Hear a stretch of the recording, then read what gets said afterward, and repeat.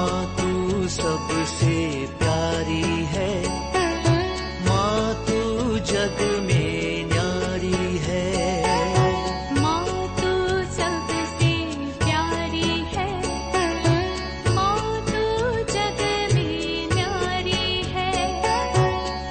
अपने आंचल में रखना, अपने आंचल में रखना। हमें वरदानों से भरना। माँ तू सबसे प्यारी है, माँ तू जग में न्यारी है। माँ तू सबसे प्यारी है, माँ तू जग में न्यारी है।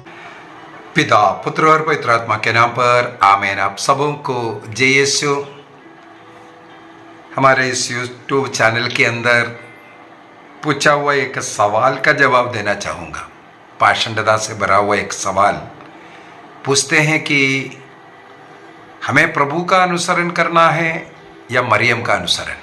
हम किससे सुने? ईश्वर को सुने या मरियम को सुने? कैथोलिक चर्च मरियम से प्रार्थना करते हैं, मरियम की सुनते हैं, वो ईश्वर की नहीं सुनते हैं। पता नहीं इस प्रकार का कितना अभियोग हमारे इस चैनल के अंदर इन पाषंडियों के द्वारा लिखता हुआ हमें पढ़ने के लिए मिलता है। आज कुछ बातें जैसे कल के क्लास के अंदर भी मैंने बोल करके दिया, कैथोलिक के लोग माता मरियम का या किसी संत की पूजा नहीं करते हैं, उनका आदर करते हैं। ये बाइबल के अनुसार संतों का आदर करना, उनका कहना मानना, उनका अधीन रहना ये जरूरी है। ये बाइबल के अंदर ही लिखा हुआ है। यदि आप इब्रानियों का पत्र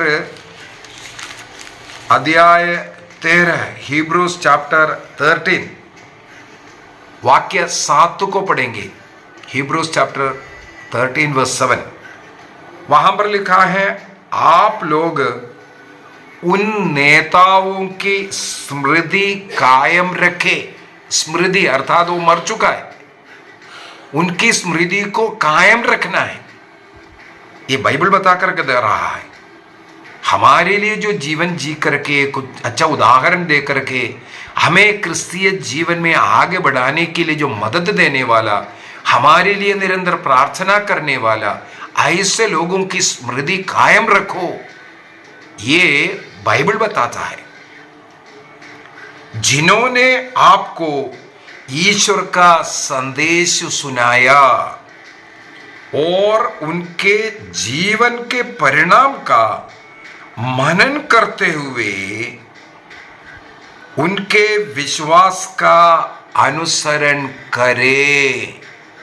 यहां पर साफ साफ हमें बता रहा है, जिन लोगों ने अपने जीवन के उदाहरण के द्वारा हमें इस क्रिस्तीयता में, क्रिस्त विश्वास में, क्रिस्त की भक्ति में आगे बढ़ने के लिए और स्वर्ग राज्य की ओर जाने के लिए जो मदद किया, ऐसे संतों का हम आदर करें, उनका स्मरण करें।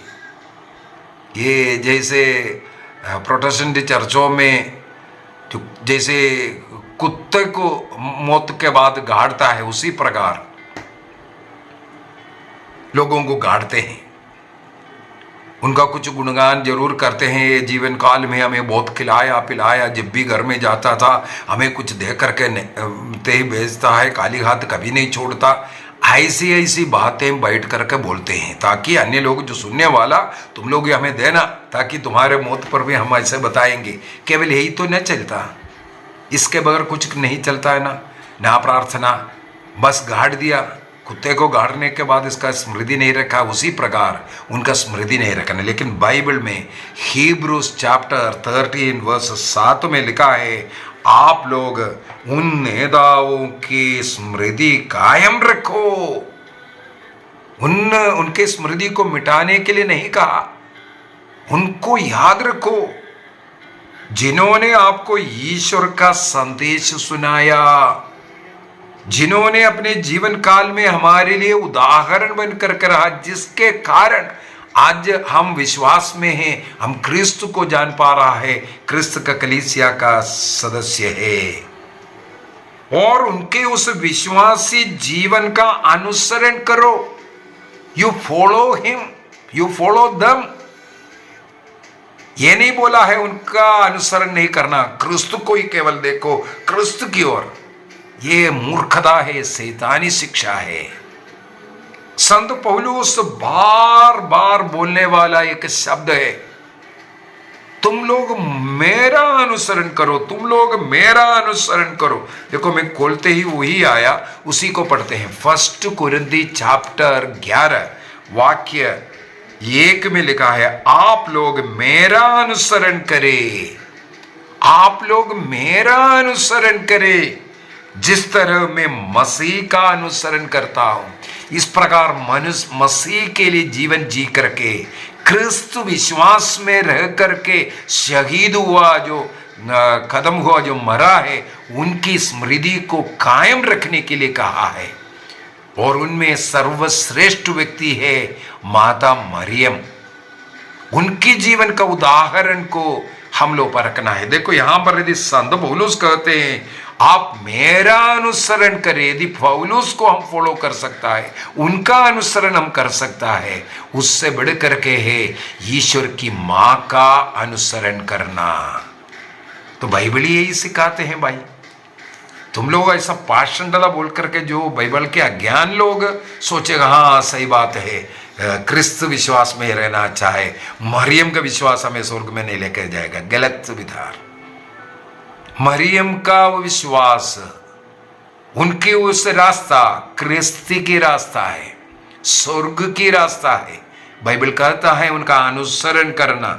संत पौलुस गलातियों का पत्र दिया है 4 बार, फिलिपियों का पत्र दिया है 4:9, तसलोनियों का पहला पत्र दिया है 4 वाक्य 1 और 2, तिमोथी का पहला पत्र दूसरा पत्र दिया है 1:13-14, तसलोनियों का दूसरा पत्र दिया है 2:15। कितना चाहिए, लंबा चौड़ा मैंने लिख रखा हुआ है। इस प्रकार के संतों का अनुसरण करना है, इसमें कोई गलती नहीं है। तो कल के क्लास में भी मैंने बोल करके दिया था, इन संतों में सर्वश्रेष्ठ संत है माता मरियम, क्योंकि वो ईश्वर की माँ है, मुक्तिदाता की माँ है। प्रसव के बाद ईसा मसीह के साथ उनका रिश्ता खत्म नहीं हुआ है। इसे पाषंडी लोग ऐसा सिखाएगा, लेकिन बाइबल ये नहीं सिखाता है। बाइबल सिखाता है कि ईसा मसीह जब गर्भ में वो आए तब से लेकर के कलवारी के उस क्रूस तक माता मरियम उनके साथ थी, उनके कदमों पर कदम रख कर चलने वाली, उनकी उन शिक्षाओं को लोगों को देने वाली, लोगों के लिए एक आदर्श स्त्री के रूप में। इसलिए एलिजाबेथ कहते हैं तुम नारियों में धन्य है, तुम नारियों में धन्य है। पवित्र आत्मा से भर करके जिस स्त्री के विषय में बाइबल में लिखा हुआ है कि वो नारियों में धन्य है, उनको धन्य कहने में इन शैतान के सेवकों को प्रॉब्लम हो रहा है। और लूकस का सुसमाचार उसके अध्याय 1 के अंदर, लूक चैप्टर 1 के अंदर जो मरिया गान है, मरियम का जो भजन है, उसके अंदर माता मरियम क्या कहती हैं, वाक्य 46 से वो माता मरियम का जो गीत हम लोगों को पढ़ने के लिए मिलता है। मेरी आत्मा प्रभु का गुणगान करती है, वो आत्मा से प्रभु का आराधना स्तुति करते हुए गाते, मेरा मन अपने मुक्तिदाता ईश्वर में आनंद मनाता है। किसी संसारिक वस्तु के कारण या कोई आकर के उनके सामने हाथ जोड़ रहा है इसी के कारण नहीं, वो इसलिए खुशी मनाता है, उनकी आत्मा में खुशी है, वो ईश्वर की मां बन गई, ईश्वर के कारण, उस मुक्तिदाता के कारण वो आनंद मनाती है। इसके बाद क्या कहती है वाक्य 48 के अंदर 48, अब से सब पीढ़ियां मुझे धन्य कहेगी। आपसे सब पीढ़ियां मुझे धन्य कहेगी। लूकस का सुसमाचार अध्याय 1 वाक्य 48 के अंदर माता मरियम पवित्र आत्मा से भर करके एक भविष्यवाणी करती है। 2000 वर्षों से जो क्रिस्त को प्यार करते हैं, जो क्रिस्त जिसे प्यार करते हैं, वो माता मरियम को धन्य कहते हैं, क्योंकि उनको मां मरियम मिले, अन्य लोगों के लिए नहीं। अब से सब पीढ़ियां मुझे धन्य कहेगी। इसके बाद हमें मालूम है लूकस का सुसमाचार अध्याय 11 के अंदर एक स्त्री माता मरियम को धन्य कहते, करीब 30 वर्षों के बाद किए गए। इसका मतलब ईसा मसीह के पब्लिक लाइफ 30 वर्षों के बाद शुरू हुआ। उस समय पर भीड़ में से एक स्त्री ऊंचे स्वर से चिल्ला करके कहते हैं, धन्य है वह गर्भ, धन्य है वह गर्भ जिसे तुमको वहन किया, और धन्य है वह गर्भ जिसने आपको धारण किया, और धन्य है वह स्तन जिनका आपने पान किया। देखो यहां पर माता मरियम को एक स्त्री भीड़ में खड़े होकर के सबके सामने, यीशु के सामने धन्य कहते हैं। तो धन्य कहना कोई पाप नहीं है, और माता मरियम से विनती करना कोई पाप नहीं है, गलत नहीं है। माता मरियम से प्रार्थना की अपेक्षा करना, क्योंकि वह भी एक कलीसिया का सदस्य है। संतों की सहभागिता कहते, सब लोग कलीसिया ईसा मसीह के शरीर का अंग है। आज जीवित लोग और जो लोग मृत लोग हैं, जो स्वर्ग में हो या शोधकाग्नि की अवस्था में हो, ऐसे जो लोग और जो इस संसार में, इस कलीसिया में अभी जीवित है, ये सब कलीसिया का ईसा मसीह का शरीर का अंग है। ये जो लोग व्यक्ति नहीं समझते वे इसका विरोध करते हैं। मृत्यु के बाद ईसा मसीह के शरीर से कटता नहीं है। यदि एक व्यक्ति ईसा मसीह को बपतिस्मा के द्वारा स्वीकार किया, अर्थात ईसा मसीह के शरीर का अंग बन गया, उनके शारीरिक मृत्यु के बाद भी उस शरीर का अंग है, और क्रिस्त का शरीर का अंग बनकर हम एक दूसरे के लिए प्रार्थना करते हैं। इसलिए अनेकों लोग मुझसे प्रार्थना मांगते हैं, मैं प्रतिदिन अनेकों लोगों के लिए प्रार्थना करता हूँ। उसी प्रकार मैं भी माता मरियम से और संतों से सब प्रार्थना मांगता हूँ, क्योंकि हम लोग एक ही कलीसिया, एक शरीर का अंग है। तो इस एक शरीर का अंग होने के कारण एक दूसरे से प्रार्थना मांगना भी कोई गलती नहीं। अभी एक सवाल है, किसका अनुसरण करें? माता मरियम की अपनी ओर से कोई शिक्षा नहीं है। यूहन्ना का सुसमाचार अध्याय 2 वाक्य 5 में कहती है, जो कुछ यीशु कहते, अर्थात जो प्रभु का वचन जो बाइबल में है, तुम उसका अनुसरण कर लो। माता मरियम हो, या उदाहरण के लिए मैं रोज सुबह 5 बजे एक क्लास अपलोड कर रहा हूं। रोज एक बाइबल क्लास इसके अंदर यूट्यूब में डाल रहा हूं। मैं लोगों को सिखाने के लिए एक मीडियम मुझे मिला। रोज कुछ ना कुछ प्रभु के विषय में सिखाते हुए लोगों को प्रभु की ओर लेकर के आए, उस स्वर्ग राज्य की ओर लेकर के आए, पाप से लोगों को बचाएं, अंधविश्वास से लोगों को बचाएं, पाषंडता से लोगों को बचाएं। यह मेरा एक लक्ष्य है। इसलिए बार बार मैं पाषंडियों के विरुद्ध का बोल रहा हूं, क्योंकि पाषंडता ईश्वर से लोगों को दूर कर रहा है, लोगों को सांसारिकता में डाल करके ईश्वर से दूर कर रहा है, संसार से उनको जोड़ रहा है। भौतिक चीजों के को दिखा करके, भौतिक की उन्नतियां दिखा करके लोगों को स्वर्ग राज्य से अलग करने वाले ये लोग हैं। ऐसे ही जो पास्टर ग्रुप जो होता है, बीते दिनों में मैंने कई क्लास डाला है उसके विषय में बोल करके। तो वे लोग बोलेगा मरियम को नहीं सुनने।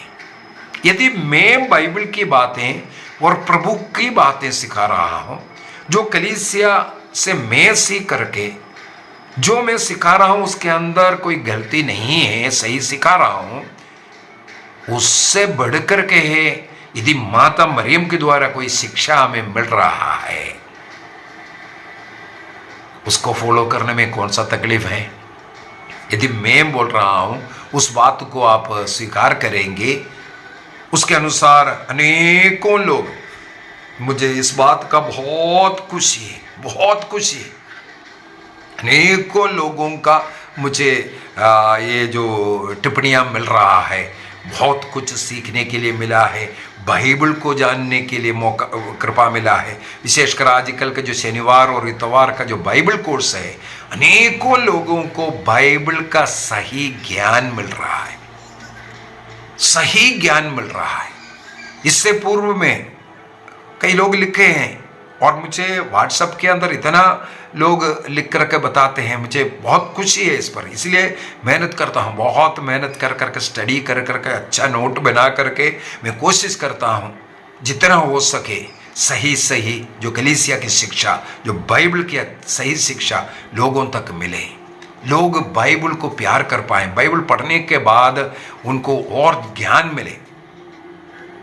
विशेष रूप से हम लोग आजकल राजाओं का ग्रंथ, उससे जुड़ा हुआ इस्राएली लोगों का जो जीवन, उस समय पर राजा लोगों ने क्या किया, उस समय पर का नबी के विषय में, उस समय पर मंदिर के विषय में इसका क्या महत्व है, ये सब आजकल हम लोग सीख रहा है। इस्राएली लोगों का उस जीवन हमारे जीवन के लिए बहुत ही जरूरी है, इसीलिए उन लोगों का जीवन को हम सीख रहा है। उन लोगों ने जो गलतियां की हमारे जीवन में ना हो, उन लोगों को प्रभु ने किस किस प्रकार बचाया, उन पर करुणा किया, उन पर दया किया और उन्हें उस कनान देश प्रदान कर रहा है। जो कुछ वो लोग नष्ट कर रहा है फिर उन्हें मिल रहा है। उन राजाओं के कारण क्या क्या गलतियां हुआ, हमें इस प्रकार सतर्कता बरताने के लिए भी एक क्लासेस बहुत ही उपयुक्त है। विशेषकर पुराना विधान आजकल जो चल रहा है, अनेकों लोगों को पुराना विधान पढ़ने से समझ में नहीं आता। कोई अच्छे व्यक्ति, जो सीखा हुआ व्यक्ति, उसको इस प्रकार सिखाना जरूरी है। मुझे खुशी है अनेकों लोग मुझे लिखते हैं, बहुत हमें सीखने के लिए मिल रहा है। तो अनेकों लोगों को प्रभु की ओर, स्वर्ग की ओर लेकर के जाने में मेरे इस YouTube चैनल के द्वारा हो रहा है। उससे बढ़कर के कितना अच्छी बात है, माता मरियम वो ईश्वर की मां बन करके उनके जीवन के उदाहरण को अगर हम सीख करके उसका फॉलो करें, उसका हम लोग सीख करके जीवन जिए, तो कितना अधिक कृपाएं हम लोगों को मिलेगा। ये हमें कोशिश करना है, इसलिए ये बोलना बहुत ही गलत है। दूसरी बात, माता मरियम का आदर क्यों करते हैं? बाइबल का नियम है। निर्गमन ग्रंथ उसके अध्याय 20 वाक्य 12 में ईश्वर के 10 नियम में चौथे नियम के रूप में प्रभु ने नियम दिया है। चौथे नियम में कहते हैं अपने माता पिता का आदर करना। योहन का सुसमाचार अध्याय 19 वाक्य 25 से आगे हम पढ़ेंगे, ईसा मसीह क्रूस पर से जिन्हें ईसा मसीह प्यार करते हैं उन्हें अपनी माँ को प्रदान किया है, सौंपा है। तो मुझे यीशु प्यार करता है, इसलिए यीशु की वो माँ मेरी माँ है। उनका आदर करना, उनका सम्मान करना, उनका कहना मानना मेरे लिए जरूरी है। यदि मैं अपने माता पिता का कहना नहीं मानता, प्रवक्ता ग्रंथ अध्याय 3 वाक्य 11 में लिखा है, सिराक चैप्टर 3 वर्स 11 में लिखा है, जो अपने माता पिता का कहना नहीं मानता है, उन्हें दुख पहुंचाता है, उनका घर का नींव उखड़ जाएगा। बोलेंगे हम तो ईश्वर को प्यार था, हम तो डायरेक्ट वहां करेंगे। डायरेक्ट से नहीं हो सकता, डायरेक्ट से नहीं हो सकता। बाइबल का वचन सीखना है। एक शब्द को पकड़ करके यहां वहां टिप्पणियां लिखने से कोई फायदा नहीं। पूरा बाइबल का जानकारी 73 बुक्स है, 73 बुक्स को पढ़ाई कर करके उसके अनुसार जवाब देना है। तो ऐसा ये उल्ट पुल्ट लिखना बंद करना चाहिए। और दूसरी बात है, ईसा मसीह का जन्म के बाद माता मरियम का रिश्ता खत्म नहीं हुआ है।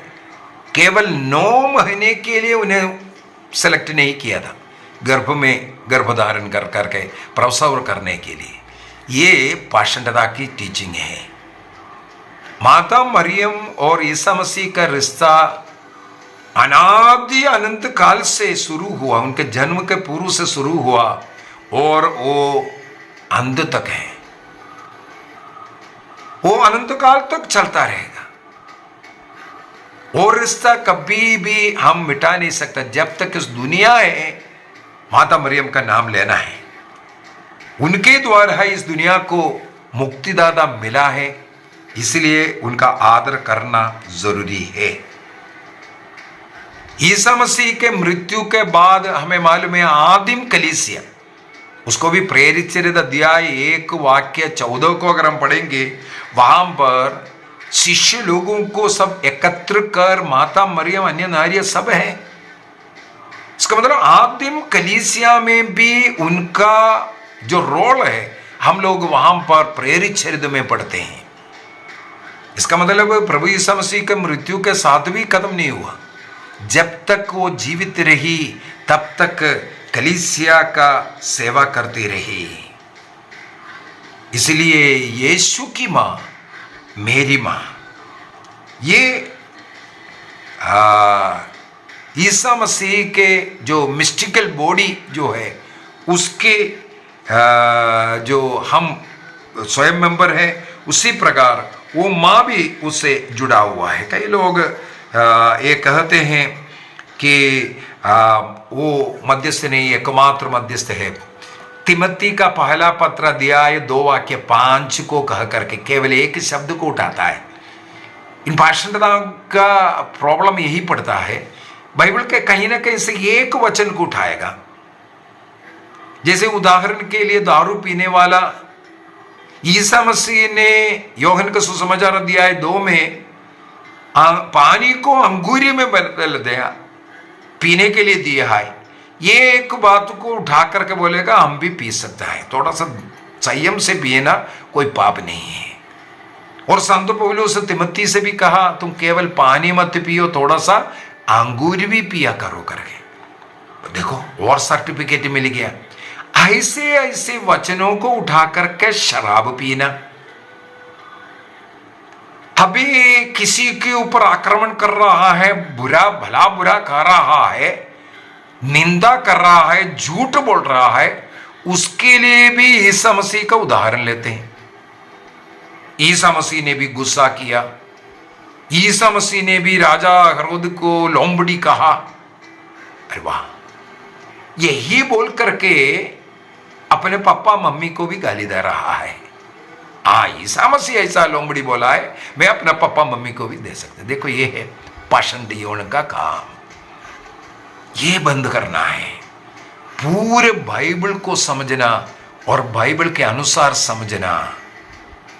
पूरे बाइबल के अंदर मध्यस्थ के विषय में क्या लिखा हुआ है, मध्यस्थ का क्या मतलब है, और ईसा मसीह एकमात्र मध्यस्थ जो लिखा हुआ उस शब्द का अर्थ तब पता चलेगा। सारे पूरा बाइबल को मत पढ़ो ना, उसी तिमोथी का पत्र अध्याय 2, पहला पत्र अध्याय 2 वाक्य 1 से 4 तक पढ़ना, उसको 4 बार पढ़ना, तब पता चलेगा आपको। संत पौलुस ने एक कहा आप मध्यस्थ बनो, आप मध्यस्थ बनो, सबों को आपको बचाना है।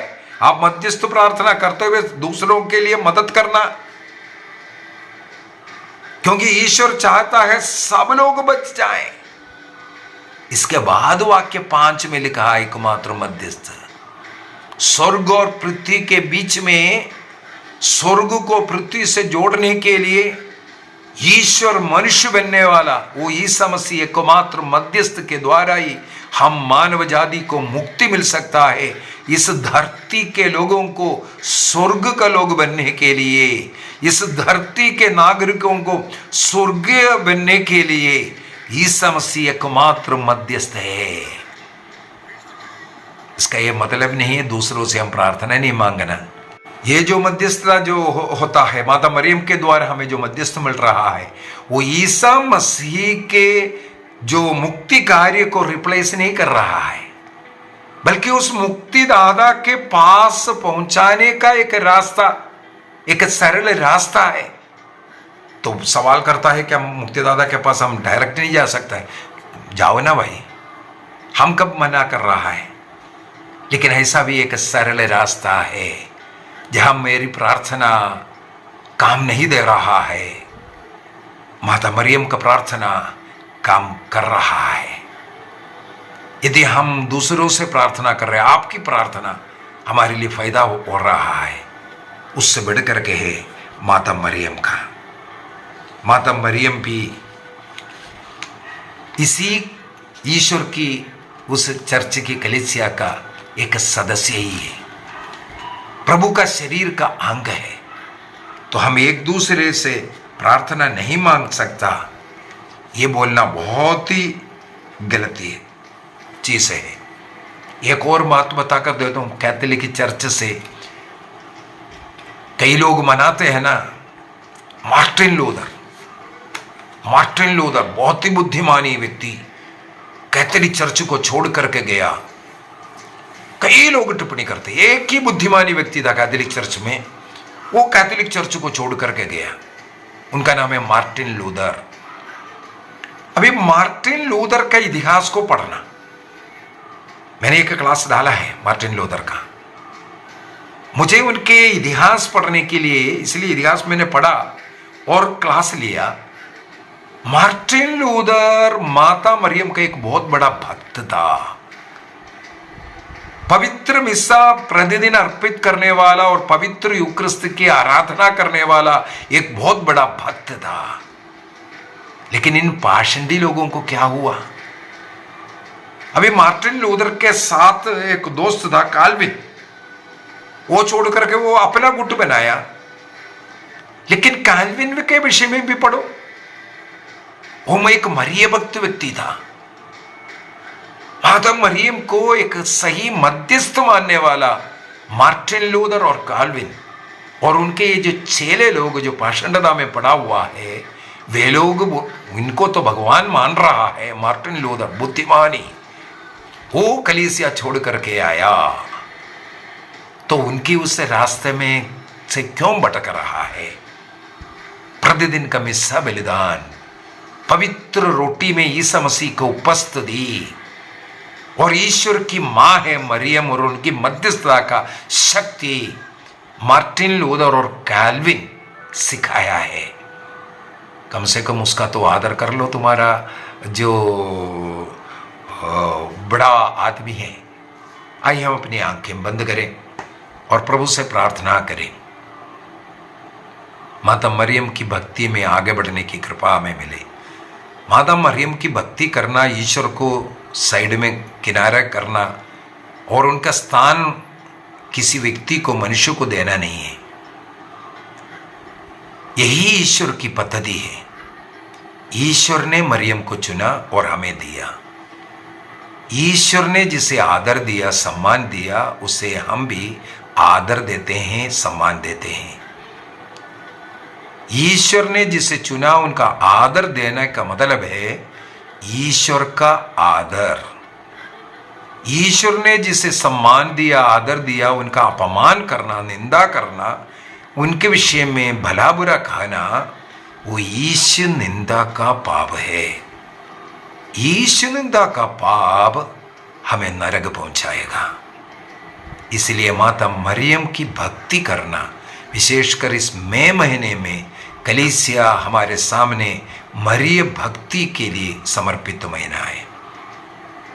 माता मरियम का आदर सम्मान करते हुए हम ईश्वर के आदर सम्मान करेंगे। माता मरियम के द्वारा हम ईश्वर तक पहुंचेंगे। प्रभु उसके लिए हमारी मदद करें। पिता, पुत्र और पवित्र आत्मा के नाम पर आमीन। आप सबों को जय यीशु।